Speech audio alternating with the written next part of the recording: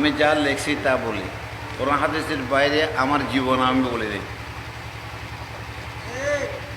এতে কেউ ধরে দিতে পারবে, ধীরে ধীরে আমি খুশি হব। আমি কোরআন হাদিসের বাইরে কোনো কথা বলি নাই। আমি বলছি আমার সঙ্গে যদি ডিফার করে আপনার মত, আপনার একমত, আমার মত কোরআন হাদিসের সঙ্গে মিলে না, আসুন, আমি এখন বাইরে যাইতে পারি না, আপনারা আসুন, আমার কিতাব আছে, কথাবার্তা বলতাম না, শুধু কিতাব খুলে দেব, কোরআন খুলে দেব।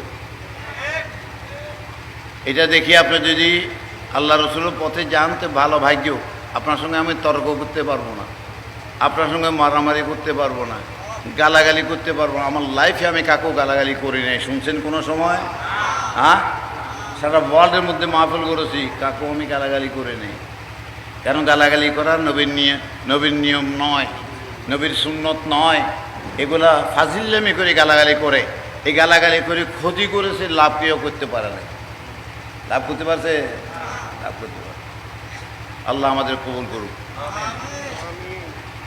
তাহলে আল্লাহ রাব্বুল আলামিন আহকামুল হাকিমিন নবীকে আমাদেরকে বলছেন, নবীকে যদি ফলো করো, নবীর পক্ষে যদি যাও, তাহলে তুমি আমার পক্ষে আসবা।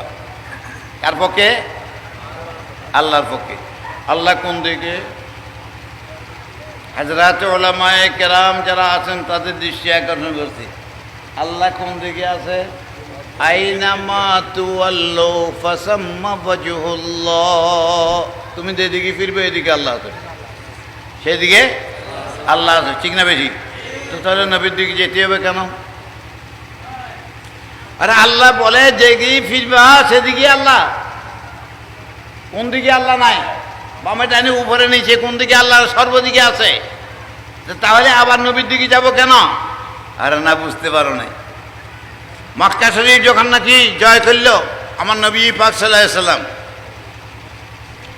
নামাজ পড়ব, হযরতে বেলালকে বলল, বেলাল আজান দে। কোনখান থেকে দেবো? মক্কা শরীফের উপরে উঠ। কোথায় উঠছো? এই খানায় কাবার উপরে উঠছে। উঠি যায় চিন্তা করে আগে আজান দিছি, হ্যাঁ, পশ্চিম দিকে খানায় কাবার দিকে ফিরি। আর আজকে তো খানায় কাবা তো আমার পায়ের নিচে, আজকে কোন দিকে ফিরি আজান দেব? নিজে নিজে ঠিক করেছে নবীর আশিক, নবীর পাগল, নিজে নিজে ঠিক করেছে নবীর দিকে ফিরবো। এই কথা মনে করতে না বলতে আমার নবী ডাক দিয়েছে, এ বেলাল, আমার নিজের দিকে, আমি নবীর দিকে ফিরিয়ে আজান দে। আরে নবী হলো কাবার কাবা, খোদার খোদাইয়ের কাবা, নবীর বা ঈমানের কাবা, নামাজের কাবা, সবকিছুর কাবার কাবা হলো আমার নবী।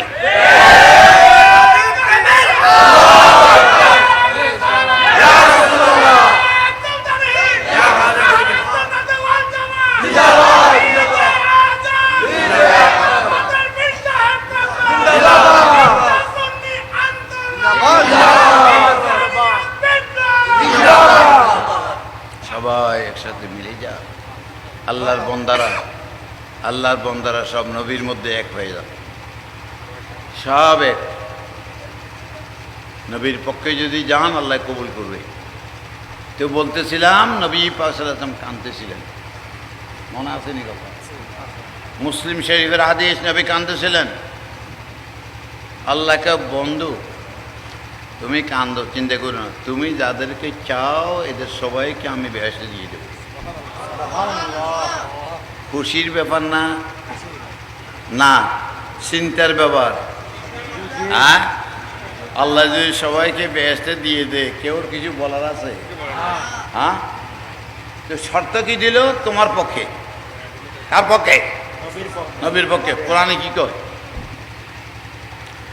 ইন্নাল্লাহা লা ইয়াগফিরু আন ইউশরাকা বিহি ওয়া ইয়াগফিরু মা দুনা যালিকা লিমান ইয়াশা।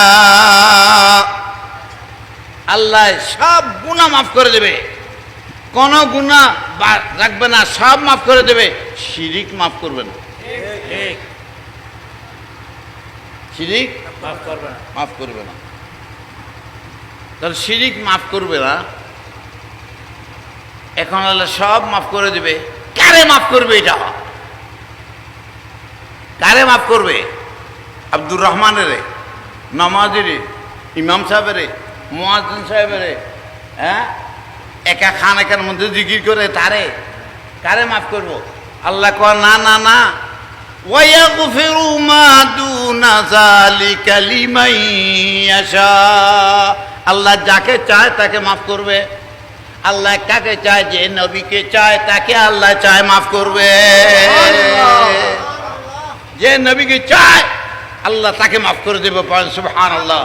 কোরআনে পাকের ঘোষণা, এটা বাইরের ঘোষণা নয়, এই কোরআনে পাকের ঘোষণা। আর কোরআনে পাকের বারবার কম্পিউটারে দিয়ে আমেরিকার মধ্যে পরীক্ষা করেছে, কোরআন চিরসত্য, কোরআনের মধ্যে কোনো মিথ্যা নাই। সুবহানাল্লাহ।